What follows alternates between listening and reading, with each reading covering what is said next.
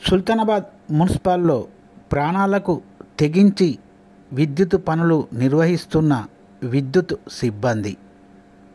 Sultanabad AE రంగు శంకరయ్య మీడియాతో మాట్లాడుతూ, సుల్తానాబాద్ మున్సిపల్లో శుక్రవారం రాత్రి 9 గంటలకు విద్యుత్ సరఫరా నిలిచిపోవడంతో సుల్తానాబాద్ మున్సిపల్లోని జవహర్ నగర్లో ఉన్న ట్రాన్స్ఫారం వద్ద మా విద్యుత్ సిబ్బంది స్తంభాలు ఎక్కి విద్యుత్ వైర్లను మరమ్మతు చేశారు. ప్రజలకు ఎలాంటి విద్యుత్ అంతరాయం జరగకుండా రాత్రి వేళలో కూడా మా సిబ్బంది స్తంభాలు ఎక్కి విద్యుత్ మరమ్మతులు చేశారు.